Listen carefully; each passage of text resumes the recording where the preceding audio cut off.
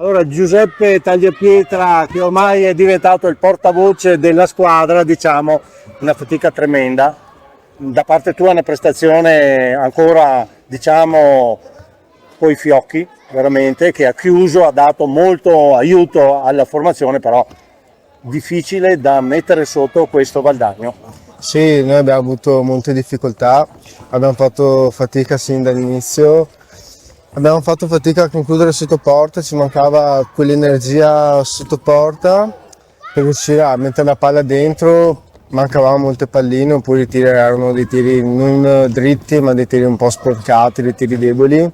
Invece per quanto riguarda il livello difensivo abbiamo fatto degli errori e io cerco di prendere quello che c'è da prendere, però non ritengo sia giusto premiarmi questa volta perché io personalmente non credo di aver fatto il meglio che potessi fare, ho fatto anch'io degli errori. Beh, Purtroppo questo ci sta, insomma, purtroppo no? ci sta, però il mio compito alla fine è quello di imparare quello che i miei compagni sbagliano accettando i loro errori e Certo, a volte certo. riesco, a volte No, no, dovrei riuscire ma non ce la faccio. è molto onesto quello non è che che hai non detto. ce la faccio però. C'è anche da dire che in questa competizione c'è ancora proprio l'inizio dell'anno e vediamo che ci sono delle partite che vanno molto bene e altre, ma tutte le formazioni che sono così belle, degli alti e bassi che quasi non si capisce.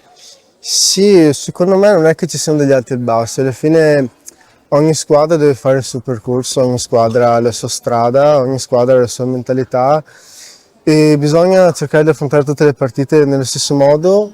Forse noi sbagliamo con la mentalità con cui affrontiamo certe partite, magari peccando qualcosa in settimana ogni tanto, essendo leggeri sopra qualche cosa su cui lavoriamo e dobbiamo migliorare un po' lì, dobbiamo cercare di aumentare anche noi il ritmo perché molte volte abbiamo dei cali sul gioco, abbiamo dei cali mentali, ci facciamo prendere dal nervosismo e dovrebbe essere un problema che è risolto ancora prima dell'inizio delle partite perché noi puntiamo a vincere tutto, bisogna sempre puntare a vincere tutto e questi problemi bisogna non averceli secondo me.